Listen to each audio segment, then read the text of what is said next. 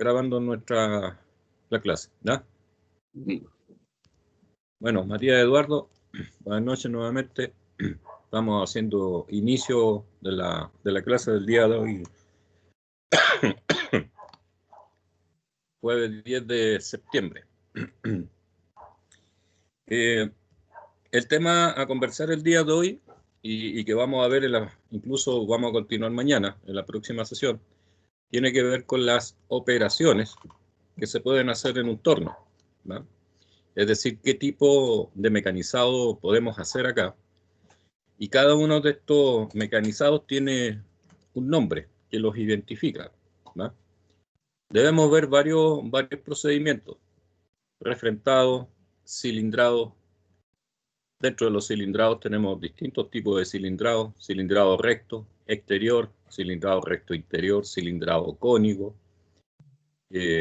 Podemos hacer ranurados, tronzados, taladrados centro, roscados dentro de un torno, cilindrados de forma también, cuando las geometrías de las piezas son un poquito más complejas y no son tan rectas, tienen más curvas, más radio, ¿no? Entonces, para cada una de estas operaciones hay consideraciones que son particulares, ¿no? Las herramientas también que se ocupan para cada uno de los procesos también tienen geometría distinta, ¿no? Entonces, de ahí también que todas estas operaciones tengan un nombre en particular. Perdón. Estuve comiendo unas galletitas que eran muchas migas. Ahora me pica muy sequita. Sí, estaban sequitas. Me faltó el juguito. O otra cosa. Algún líquido ahí. Unas chelitas podrían ser. Sí. ¿La otra semana? Sí, la otra semana. Tranquilito, sin culpa. Sí. Bueno, ustedes ya saben, ¿verdad? La próxima semana tenemos clases solamente día lunes y martes. Llegó el correo, ¿lo leyeron? No, yo no leí, profesor, no. Sí, llegó un correo de parte de la dirección de INACAP. Se supone que nos llegaba a todos los profes y a todos los estudiantes. Ya. De acuerdo a planificación, nosotros teníamos clase hasta el día jueves, la próxima semana. Pero ahí las autoridades conversaron, vieron el tema y nos otorgaron 2 días de descanso, miércoles y jueves, no hay clase. Así que el lunes y martes la próxima semana. Eso significa que la próxima semana nosotros no nos vamos a reunir. No, ¿no? Claro. Así que vamos a tratar de ver si en estas 2 sesiones, entre las 2 y de mañana, alcanzamos a ver todos los procesos, ¿verdad? De mecanizado. Voy a compartir el PPT. Ya.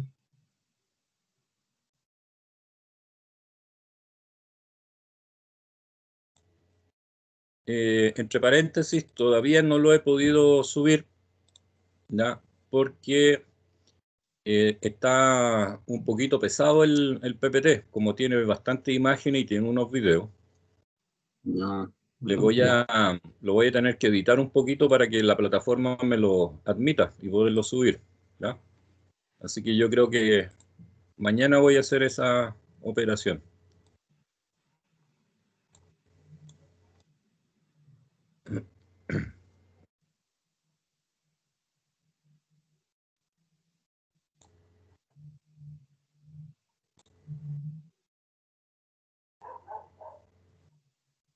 No sé por qué el team no me muestra ese.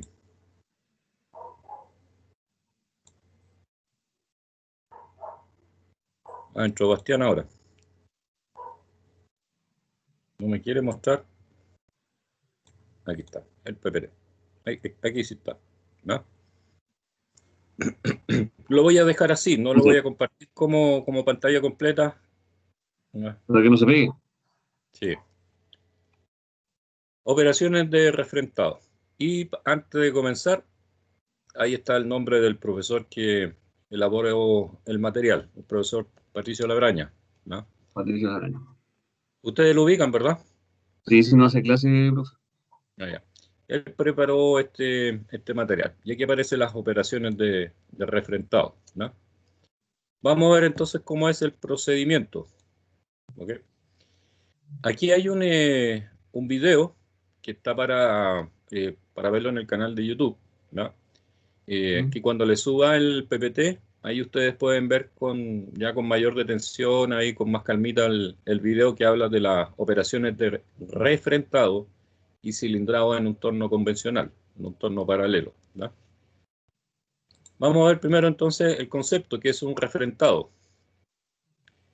Dice que es una operación que consiste en generar una superficie completamente plana por la sección del material que se mecaniza desplazando la herramienta en forma perpendicular al eje del torno, ¿verdad?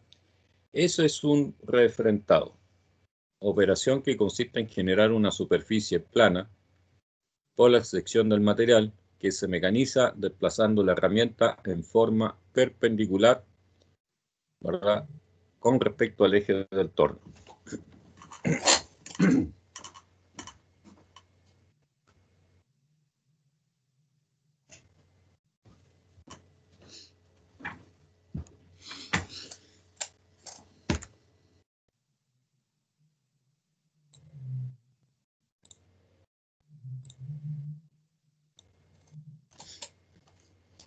¿Qué significa eso? ¿No? Supongamos que esta es una barra cilíndrica, que no lo es, pero supongamos que es una barra redondita, cilíndrica. La amarramos en el plato del torno, en la mordaza, y la ponemos a girar, ¿no? La cara perpendicular de la pieza, ¿no?, debería ser, como dice el término, completamente perpendicular con respecto a la línea de eje o de rotación de la pieza. Esta cara tiene que ser perpendicular a 90 grados, ¿no? Y obviamente una superficie completamente plana, lisa. Entonces, cuando una herramienta de corte, cuando este material está girando y la herramienta hace este mecanizado, ¿no?, corta la cara del material y baja en forma vertical, ¿no?, o perpendicular al eje, esa operación entonces se llama refrentado, ¿no? En estricto rigor, es la primera operación que se hace en un torno, ¿no? Colocamos el material en el torno, centramos la pieza, la ponemos a girar y con una herramienta de corte, la cara frontal de la pieza se mecaniza, ¿no? La idea es que quede una superficie completamente a 90 grados con el eje del material, ¿no? Y además esta superficie tiene que tener también buena terminación. Si yo coloco el material en la mordaza, mecanizo una cara, ¿no?, la dejo plana como una superficie de referencia, después yo puedo sacar el material de la mordaza, lo giro, lo doy vuelta, lo vuelvo a colocar, mecanizo la otra cara, la dejo plana, perpendicular, y al mismo tiempo también me permite obtener la longitud de la pieza que yo necesito, ¿no? Entonces es una forma también de darle una dimensión exacta. En eso consiste una operación de refrentado. ¿Cómo es el procedimiento? Bueno, dice aquí, esta figura nos está representando el plato de mordazas con las mordazas, ¿no? Y este que vemos aquí como rectángulo es el material a mecanizar. Profe, no está la presentación. Lo vemos usted. Ya, gracias por avisar. Vamos de nuevo otra vez. Ahora sí. Sí. Ahora sí se ve, ¿verdad? Sí. Ya, gracias. Entonces, como les decía, al lado izquierdo, esto representa el plato de mordaza, ¿no? Nuestras mordazas ahí, que están en forma escalonada, y el material, la barra cilíndrica, el material en bruto, es el material que tenemos ahí. Aquí está acotado como letra D, que hace referencia al diámetro y la longitud, ¿no? Para efectos de trabajo, el voladizo, es decir, la cantidad de longitud de la pieza que sobresale del plato de mordaza, uno tiene que dejarla con una distancia lo más corta posible, ¿no? Eso es para evitar que la herramienta de corte, al momento de mecanizar, no me vaya a botar el material de las mordazas, ¿no?, porque le ejerce un brazo de palanca por esta longitud. Y a veces, aunque no saque el material de las mordazas, es tanto el voladizo que al momento de mecanizar se producen muchas vibraciones en la herramienta, ¿no? El problema de las vibraciones es que me puede generar fisuras o roturas de la herramienta de corte. Y el otro problema es que la superficie que uno está mecanizando queda de muy mala calidad, ¿ya? No queda una superficie lisa, queda con, como onduladas, ¿no? Producto de la vibración. Entonces, en este mismo PPT dice que ojalá hay que dejar fuera del plato una longitud menor o igual hasta un máximo de 3 veces el diámetro de la pieza, ¿no? En otras palabras, si el diámetro del material es de 50 milímetros, si es de 50, la longitud que yo debo dejar como máximo de la barra al aire 150. es de 150 como máximo. ¿Ok? O como les digo, entre más cortita esté la pieza, mucho mejor. Ahora, el torno permite dejar la pieza más al interior porque este plato de mordaza en realidad es un husillo, es un eje que es hueco. Por lo tanto, la barra se puede meter al interior del husillo y eso permite ahí trabajar con una longitud bastante corta, ¿no? Y además dice que debemos de fijarnos de modo que el material también quede centrado, ¿no? O que no tenga excentricidad.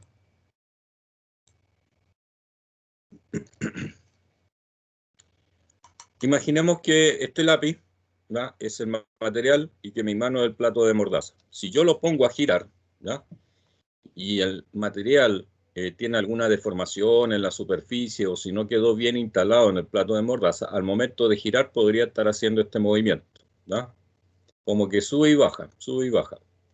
Y eso el material ahí queda descentrado, ¿no?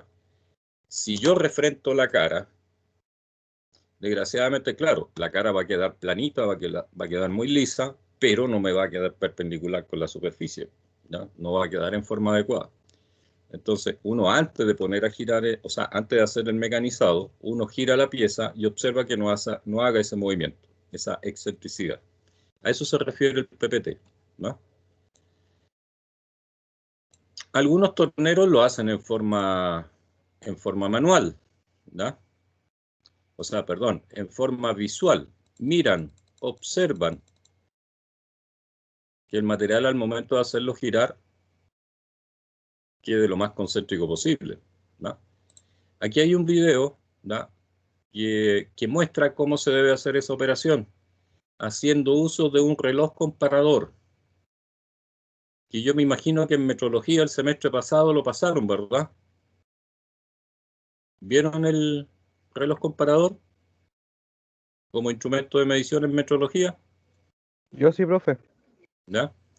Bueno, Superficialmente, yo sí. me imagino que el profesor lo vio a modo teórico, ¿ya? Quizás les habrá mostrado algún software, porque hay algunos software que permiten hacer una simulación del uso del reloj comparador, ¿no?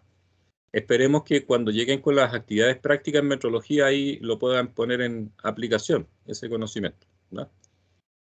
Este reloj comparador está instalado en una base magnética, ¿no?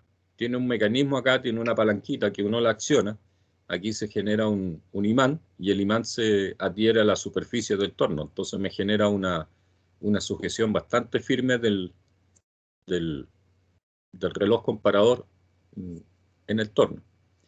El palpador, ¿verdad? Lo apoyamos con precaución sobre el material y podemos poner a girar el torno a muy bajas revoluciones, ¿no?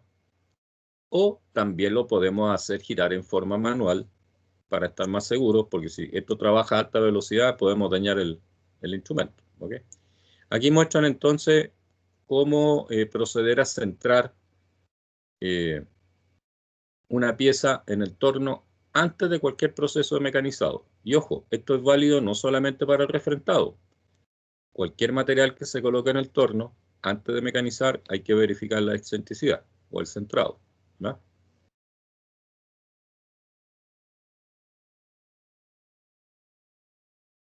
Profesor, una consulta. ¿Aló?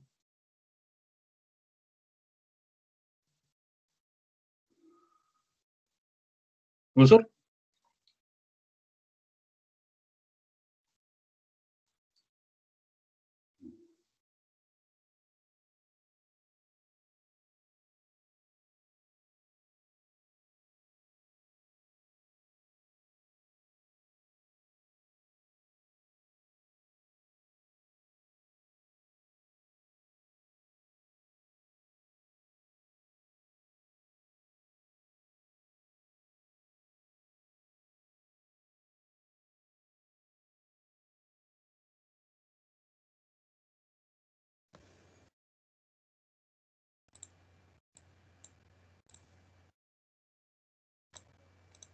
¿Se pudo apreciar la operación?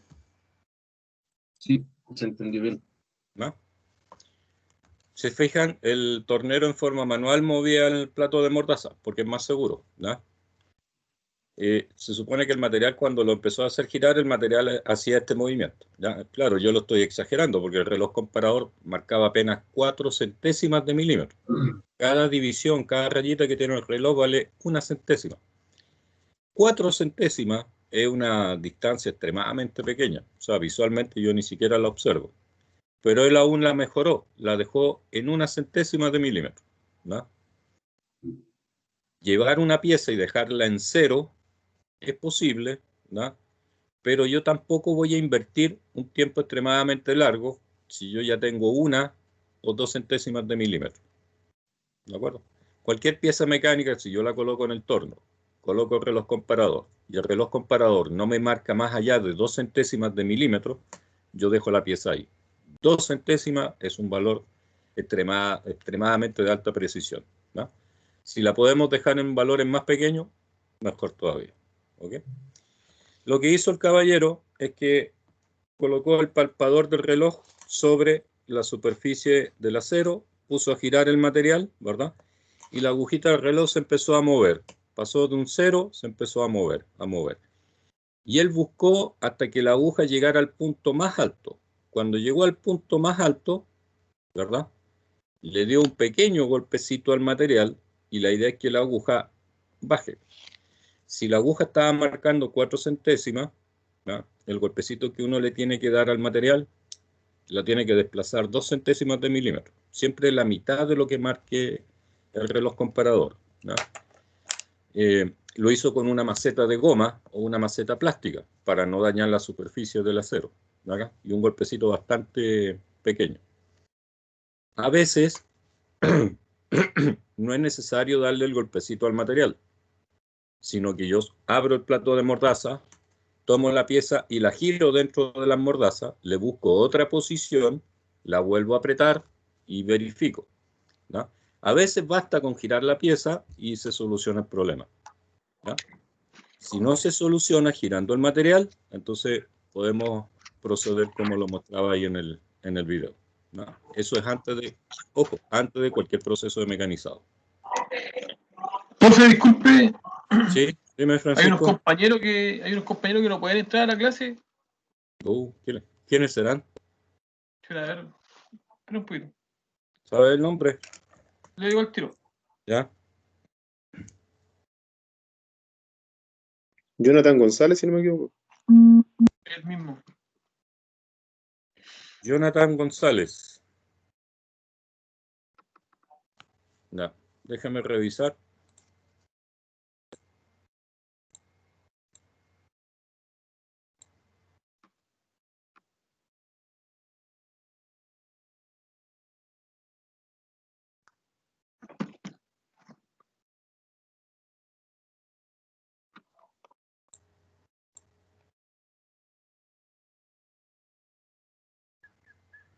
¿Él se comunicó contigo a través de WhatsApp?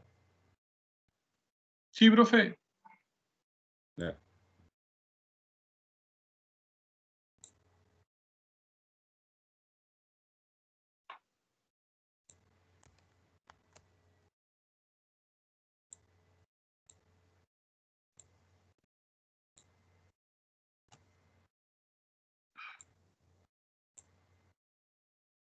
No, no. Estoy revisando y él está integrado al equipo, ¿eh? Está integrado al taller. Si no puede entrar, ¿va? Si te puedes comunicar con un WhatsApp, dile que reinicie el Teams, que lo cierre y lo vuelva a reiniciar, ¿va? Porque él está agregado en la lista, así que debería tener acceso. Y tiene que ser un problema de conectividad que él tiene, ¿va? Ya. Dile que cierre la aplicación y lo vuelva a abrir, a ver si le permite entrar. Ya, profe, ya llegué, gracias. Ah, ya, ok, vale, gracias.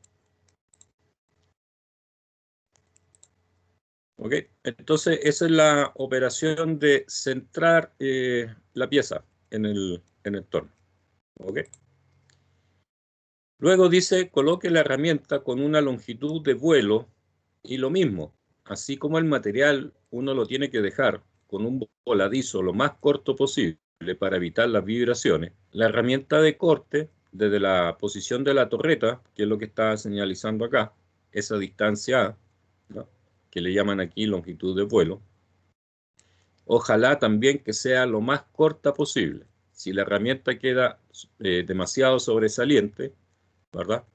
Recuerden que estamos mecanizando materiales metálicos, eso ejerce mucha presión, ¿verdad?, sobre la punta de la herramienta, y como el material de la herramienta es extremadamente duro, la herramienta no se va a doblar, no se va a deformar, pero podemos correr el riesgo que se nos quiebre, ¿no? Ahora, si no se quiebra, el otro problema que puede generar también es el problema de las vibraciones, ¿ok? Y las vibraciones dañan el filo de la herramienta, dañan la superficie también de la pieza mecanizada. Así que también lo más corto posible, ¿no? Entre más cortito sea el voladizo, tanto del material como de la herramienta, mejor, ¿no? El paso 2.2 dice, ubique la altura de la punta de la herramienta a la altura del centro de rotación del torno, y para ello se utiliza la contrapunta en el centro giratorio instalado, o se utiliza un gramil regulado a la altura del centro de la contrapunta. De este modo se garantiza que la herramienta siempre trabaje en un plano horizontal que pasa por el eje de rotación de la pieza, ¿no? En todas las operaciones de torneado, esto es válido, ¿ya? Se lo voy a explicar haciendo un pequeño dibujo aquí en el AutoCAD, ¿ya? Imagínense que este círculo que estoy dibujando, este, es el material, ¿ya? Ese es el diámetro de la pieza, que lo estamos viendo de frente al torno, ¿ok? Esta pieza tiene un centro de rotación,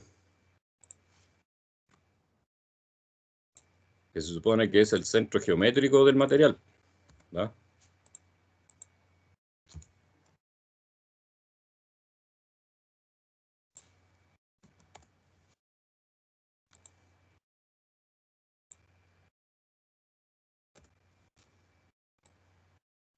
Obviamente, las líneas finitas estas que estoy dibujando son líneas imaginarias, ¿no?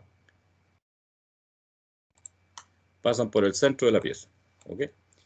Y vamos a suponer que esta figura que estoy dibujando acá, ese rectángulo, es la herramienta de corte, ¿no? Para que la herramienta de corte funcione en forma adecuada,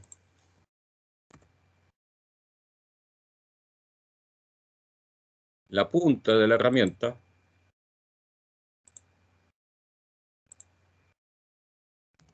que es la que estoy haciendo ahora, ¿no?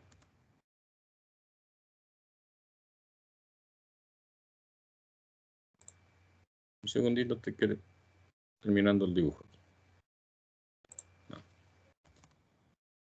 Entonces, lo que dice el PPT es que se supone que la pieza, el material que ahora estoy viendo de frente, no de lado, le estoy viendo el diámetro, ¿verdad? Ese centro o esa línea imaginaria que pasa por el centro de la pieza debe coincidir con la altura de la herramienta.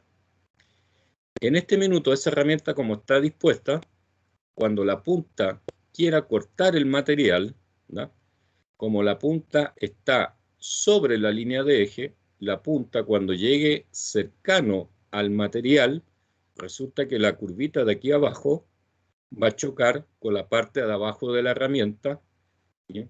Y la herramienta no va a poder cortar en forma adecuada. De hecho, la herramienta se puede quebrar. Y lo mismo sucede si la herramienta de corte, ¿verdad?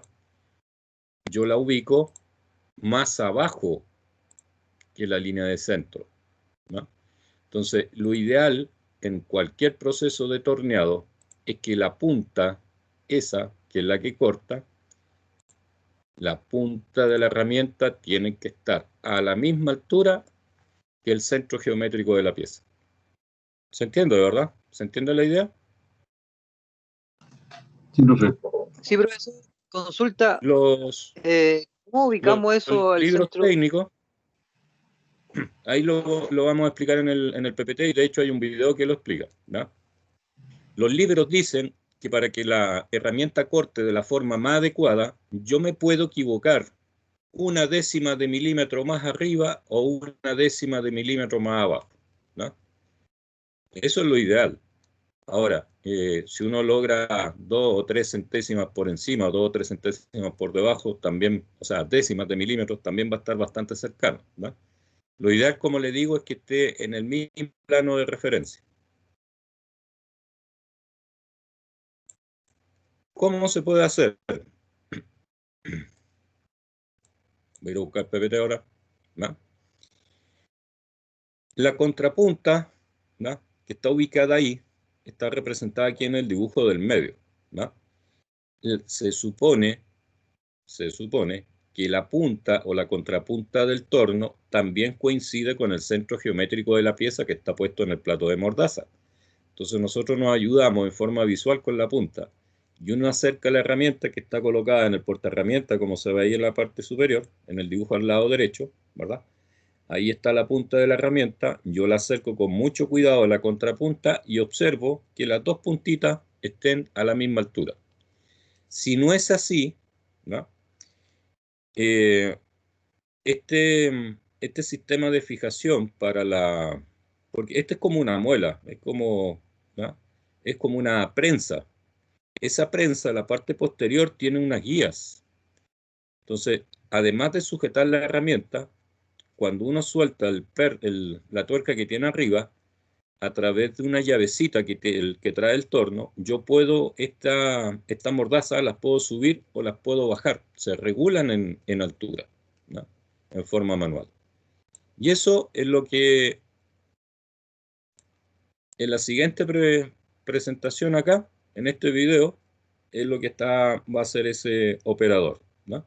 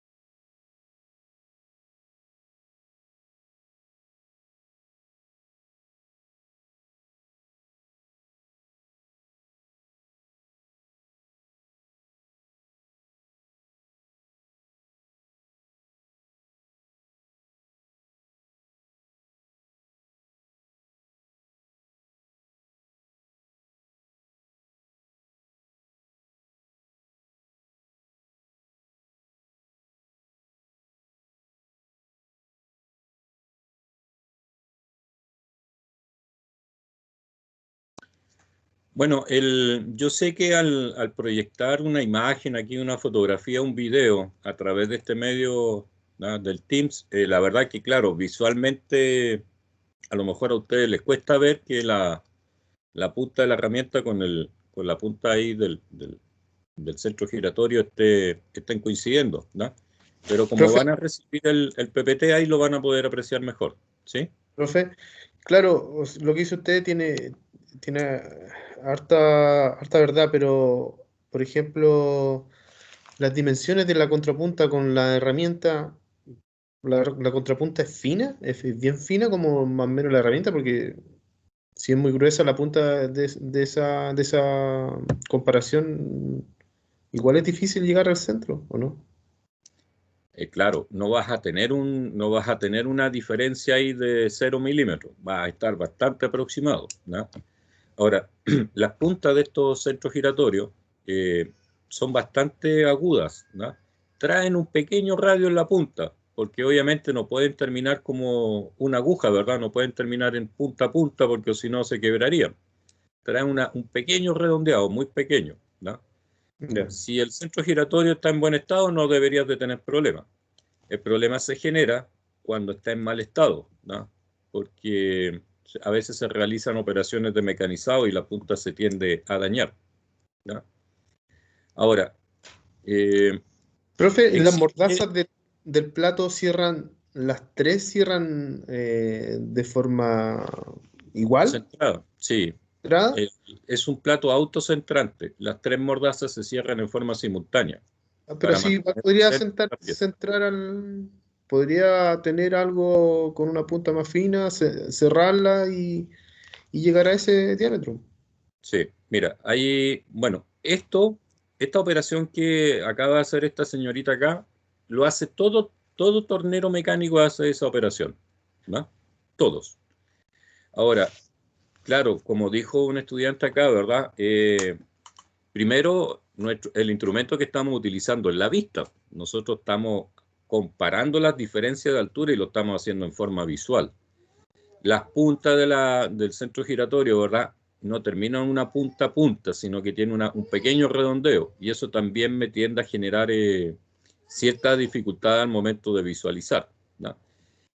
Yo con esta operación puedo hacer una aproximación, ¿no? Y posteriormente, eh, ¿no?, voy al torno, coloco el material. Imagínense que el celular es el material, lo pongo a girar, ¿no? Vengo con la herramienta y le hago una pequeña pasada al material aquí, en la cara, y lo mecanizo, ¿no? Si al material le queda un cototito aquí al medio, un puntito, un cototo, por muy chiquitito que sea, significa entonces que la herramienta está más abajo del material y por eso queda un cototito, ¿no? Y ahí uno puede terminar de hacer un ajuste fino. Y de hecho, como ya la cara va a estar plana y va a tener una pequeña protuberancia acá, y ahí tú la herramienta después la puedes volver a subir o a bajar para evitar que quede ese cototito ahí al medio, ¿no? Esa es otra operación que lo podemos hacer. Claro, ahí yo tendría que explicarlo en el torno. Y existe una tercera alternativa, ¿no? Si este es mi carro longitudinal y este es el plato de mordaza, ¿no?, yo puedo con un gramil. Ustedes ubican un instrumento que se llama gramil, que es muy parecido a un pie de metro, pero que es para medir alturas. No sé si lo alcanzaron a ver Sí, profesor, lo vimos. en metrología, ¿no?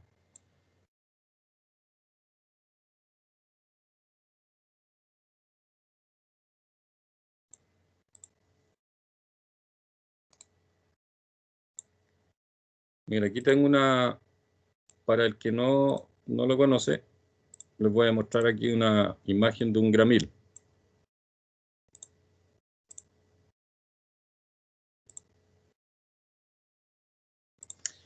Eso es cuando ya uno quiere tener absoluta precisión. Este es un gramil, ¿no? Esto funciona igual que un pie de metro. Y esa punta me permite medir una altura. ¿no? Ah, no lo habíamos visto ese. Este es Oye, el gramil. yo no me acuerdo. Y además sirve, esa punta No, tiene, la punta tiene un inserto de carburo de hierro. Esa punta es extremadamente dura, entonces también sirve como rallador, ¿no? Este instrumento, de hecho, se enseña y se utiliza en taller mecánico 1, porque nosotros con este instrumento hacemos los trazados de las piezas, ¿no? Claro, como ustedes no tuvieron taller, lo vamos a tener que hacer este semestre, ¿no? Ahí lo van a ocupar. Entonces, si Profe, yo sé, ¿sí? sí, solo aclarar que si no vimos este tipo que está mostrando usted específicamente, pero sí vimos uno más, ¿cómo se puede decir? Más Más, simple, más simple, sí, sí. más simple. De hecho, muchas Que, veces que en tiene los tiene torneros, una mariposa que regula la sí, altura. sí, exacto. Sí, básicamente eso es un gramil. El gramil es un instrumento que tú puedes regular para una altura determinada nomás, ¿no? Este se regula en altura, ¿no? Ahora, si tú sabes, porque en el catálogo del torno que tú estás operando, ahí te dice la altura que existe entre la superficie del carro transversal al centro del plato de mordaza. Ese dato técnico viene en el manual del torno, ¿no? Entonces yo me apoyo en el carro transversal, coloco en el gramil la altura que me dice ¿cómo se llama? El dato técnico del torno y verifico que la punta del gramil me coincida con la punta de la herramienta, ¿no? De hecho, muchos torneros, precisamente para evitar estar jugando ahí con la contrapunta, ¿no? Porque una operación también que así al 100% recomendada no lo es, porque si uno no tiene cuidado con la herramienta puede colisionar el centro giratorio y daña la superficie de la punta. Entonces, los torneros, ¿verdad? Se hacen un gramil, colocan una barrita con una contratuerca aquí, que la ajustan con una mariposita, como decía el compañero, y altura que ya la calibraron, porque ellos ya saben que esa es la altura, ¿verdad? Desde el carro, desde la base del carro transversal hasta la punta de la herramienta. Esa altura ellos ya lo conocen. Entonces después colocan el gramil nomás y comparan con el puro gramil las puntas, ¿no? Pero hay que tener el gramil, ¿no? Entonces hay como tres formas distintas de verificar si la punta de la herramienta está efectivamente en el centro, ¿no? Haciendo uso del centro giratorio, de la contrapunta que tiene el torno, ¿no? Haciendo una pequeña pasada en la en la cara del material, y si al material le queda un cototito, entonces no estamos al centro y ahí uno puede corregir, ¿no? Porque el mismo cototito que queda en la pieza me permite centrar la punta de la herramienta. Y la otra es utilizando el gramil, ¿no? Hay varias operaciones. Esto se hace en los tornos convencionales, en los tornos manuales. Los tornos CNC, esta operación no se hace, porque en los tornos CNC las herramientas vienen estandarizadas en altura. Un modelo de torno, por ejemplo, yo trabajaba en un torno en donde todas las herramientas que ocupábamos debían de tener el mango, por donde uno la agarraba en la torreta, tenía una altura de 25 milímetros, exacto, rectificadita, 25 milímetros. Entonces, todas las herramientas de corte que colocábamos ahí, que además son con plaquitas de carburo, que también son estandarizadas, quedaban exactamente en el centro, ¿no? Como les digo, estas operaciones se hacen en los tornos convencionales. En los equipos CNC no es necesario, porque ahí todas las dimensiones están estandarizadas para los tornos.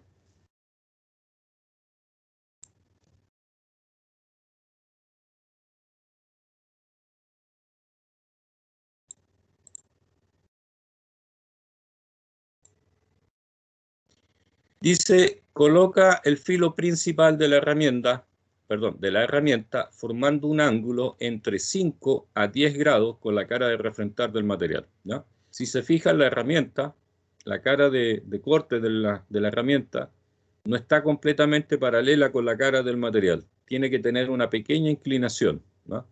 Recomendada, hasta unos 10 grados. Incluso uno la puede inclinar un poquitito más, ¿no? Eso es para evitar que la cuchilla tenga una zona de contacto demasiado larga con el material y no corte en forma adecuada.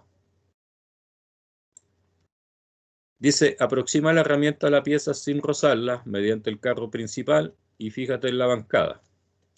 Fija las condiciones de operación. Para ello determina la velocidad de rotación en RPM y el avance en milímetros por revolución según la tabla o mediante cálculo, ¿no? Nosotros en la clase pasada habíamos estado calculando las RPM y eso depende del diámetro del material que se va a mecanizar y también depende del material de la pieza, ¿no? Dice, roza el filo de la herramienta en el punto más sobresaliente de la cara a refrentar del material y toma referencia con el anillo graduado del carro superior.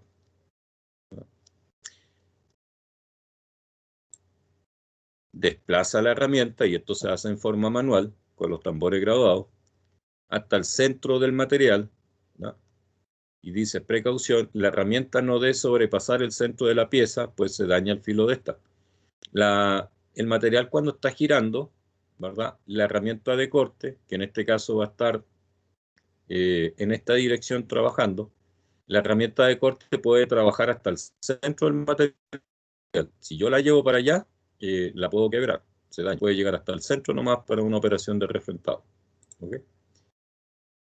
Dice, penetra la herramienta aproximadamente 0,2 de milímetro en el material y se hace una pasada de corte. Y estas pasadas yo las puedo repetir varias veces, de acuerdo a la cantidad de material que yo quiera remover en la pieza, o hasta obtener una superficie completamente plana y perpendicular, ¿no? Y aquí hay un video que muestra y explica los pasos que se habían leído anteriormente. Vamos a ver si se puede apreciar bien.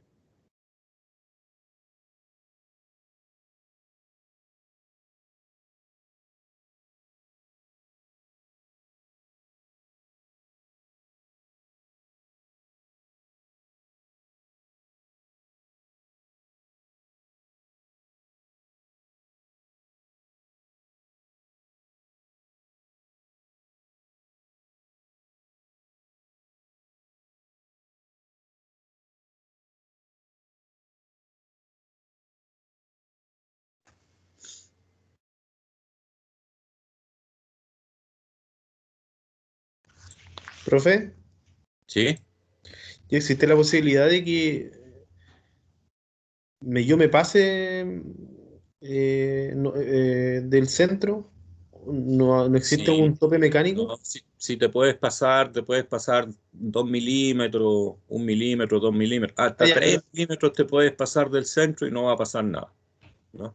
no es que haya un tope mecánico No. del torno que me proteja. Bueno, el torno mecánico tiene un tope, pero generalmente ese tope es mucho más allá del centro de la pieza, ¿no? Entonces igual uno tiene que estar ahí visualmente verificando esa operación, ¿no? Ahora, Ya. generalmente las operaciones de refrentado se hacen en forma manual por lo mismo, para evitar porque si uno lo hace en forma automática y la pieza es muy chiquitita, eh, te puedes pasar mucho de largo, ¿no? En la página número 3 del PPT que les voy a subir, ¿no?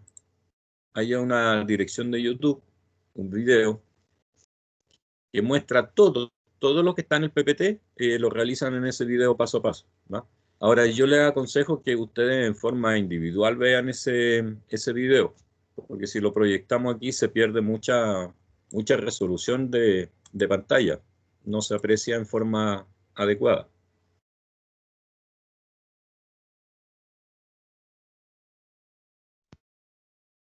¿No? Y como les comentaba al principio, el video pesa, o sea, el PPT, como tiene video y tiene imágenes, que es el que preparó el profe Labraña, pesa más o menos como 70 megas. Y el problema es que en este minuto la plataforma de INACAP, si no me equivoco, permite archivos de hasta 30, 40 megas, entonces no lo puedo subir. ¿Okay? Mañana temprano voy a tratar de editar este PPT para que quede un poquito más pequeño, o sea, que pese menos, para poderlo subir completo. Si no es así, lo voy a comprimir, pero lo voy a partir por la mitad. Entonces le voy a enviar el PPT comprimido, pero en 2 unidades. ¿Ya? La pregunta es, ¿ustedes saben después, ¿cómo unir esto cuando los archivos? No se escuchó, Además, profesor. Se cortó la comunicación, no se escuchó nada. se cortó el audio. Ah, Sí. ya, todo de nuevo. Cuando la Tierra estaba caliente existía Adán y Eva, al principio. Me fui muy atrás. Fome chiste. No, les decía que el video es muy pesado, pesa 70 megas, ¿no? Yo puedo solucionar eso cambiando las imágenes, modificando el tipo de extensión de las imágenes, porque la plataforma INACAP permite hasta 30, 40 megas y el PPT pesa 70, no lo puedo subir. De hecho, lo intenté subir ahora en la tarde, antes de la clase, y no pude. Lo tengo que editar. La otra opción que tengo, y que para mí es más rápido, es que este archivo PPT yo lo puedo comprimir, ¿no? Pero en 2 volúmenes. Parte 1, parte 2, pero comprimido. Lo puedo subir a la plataforma. La pregunta a ustedes, ¿después saben descomprimir un archivo pero que viene en 2 volúmenes distintos, que viene en 3, en 4, 5 volúmenes o no? Sí, profe. Sí, ¿Lo profe. saben? Sí, profe. Ah, ya, ok. Entonces lo hago así, es más rápido, ¿no? Lo voy a comprimir en 2 volúmenes. ¿Y no Y lo ahí puedes ustedes subir a lo YouTube? descargan. ¿Ah? ¿Perdón, Jonathan? ¿No lo puedes subir a YouTube? Es que yo tengo que hacer uso del canal institucional. Y es un PPT, no es un video. Ese es el problema. Porque la idea es que tengan el PPT, ¿no? Entonces lo voy a hacer así. Lo voy a comprimir en 2 volúmenes y se los voy a subir a la plataforma. ¿Ok? Ahora, las otras condiciones o las otras operaciones que vamos a ver mañana, hay muchas cosas que son comunes, ¿no? Por ejemplo, el regular la altura de la herramienta, ¿verdad? El verificar el voladizo, el centrado del material. Todas estas operaciones son comunes para todos los otros procesos de mecanizado. Así que los otros procesos que vamos a ver mañana, y que además mañana tenemos 3 horas de clase, lo vamos a ver más rapidito, ¿no? ¿Alguna duda, consulta, chiquillos? ¿Pregunta? Ya son las 10:30 de la noche ya. Están quedando 10 minutos. No, profe, quedó todo ok. No, profe. Ok. Entonces, como les digo, voy a comprimir en 2 volúmenes inmediatamente el PPT y se lo subo así. Porque como ustedes me dicen que lo saben descargar y después comprimir, así que no hay problema, ¿no? Profesor, una consulta, Sí. Carlos, por acá, disculpe. Sí, dígame, don Carlos. En el horario me aparece el sábado que tenemos clase. Sí, mire, se supone que en un semestre normal, nosotros deberíamos de tener 18 semanas de clase, ¿no? En esas 18 clases yo cumplo con todo el horario de la asignatura, ¿no? El problema es que, por ejemplo, la otra semana tenemos feriado, ¿no? Entonces, si a usted en el horario le aparece clase un día sábado X, el sistema que trabaja en forma automática, como en el semestre ya no teníamos 18 días viernes, por ejemplo, teníamos 16 viernes, me quedaron 2 viernes que no lo puedo hacer, entonces el sistema toma ese libro de clase y lo asigna cualquier día sábado. Ah, se acomoda. Eso se llaman libros de ajuste, ¿no? Ya. Ahora, aquí hay 2 opciones. El profe decide en conjunto con los estudiantes, porque esto tiene que ser de mutuo acuerdo. Porque, ojo, si a usted le aparece una clase el día sábado a las 4 de la tarde, ese no es el horario que tiene INACAP, ese es un libro de ajuste.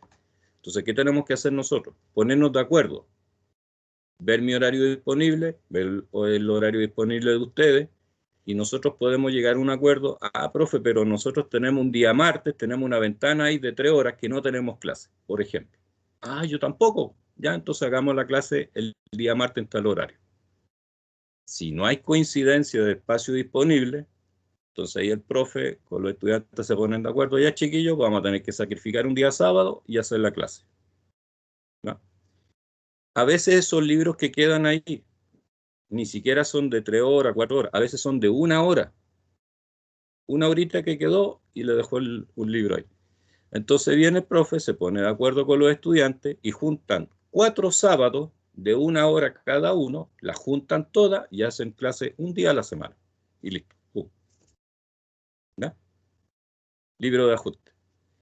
Ahora, el jefe dijo, mira, si tienen el libro de ajuste el día sábado, traten de aprovecharlo con los chiquillos y tratar de avanzar también a través de internet, ¿no?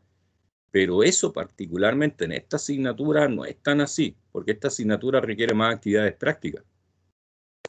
Entonces, ¿qué es lo que yo prefiero? O sea, yo todavía tengo la fe de que vamos a poder llegar a los talleres de INACAP.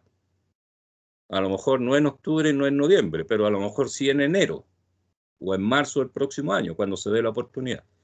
Entonces, esas horas de ajuste, yo prefiero dejarlas para las actividades prácticas, que es donde vamos a necesitar más tiempo. ¿Se entiende la idea o no? Ok, me queda todo claro. Gracias. Entonces, si ven clases el día sábado, no lo pesquen, ¿no? Pero sí vamos a tener que hacer, yo voy a tener que recuperar esas clases, pero ahí lo vamos a ajustar a un día que nos convenga a todos. Y ojalá en un día de actividades prácticas, ¿no? Que donde más provecho le sacamos a la asignatura. ¿Ok? Ahora, si nosotros pasamos en el mes de octubre, estamos llegando a noviembre y vemos que este tema de la pandemia no se va a arreglar y no nos va a dejar permitir hacer actividades prácticas, entonces ahí a lo mejor nos vamos a tener que poner de acuerdo, ya chiquillos, nos vamos a tener que juntar un día sábado y hacer una clase para completar la cantidad de horas, ¿no?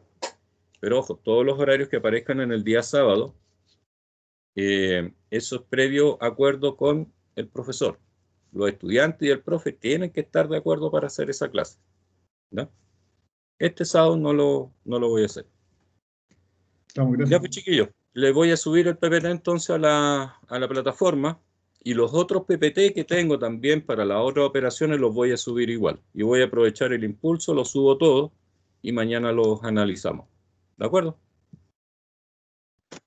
Vale, profe. Ya, que estén súper Vale, bien. gracias. Cuídense. Nos Sí, vemos gracias, mañana profe, si hasta Dios luego. quiere. Chao, chao. Chaito, hasta luego. Chao, chao, nos vemos. Chao, chiquillos. Chao, profe.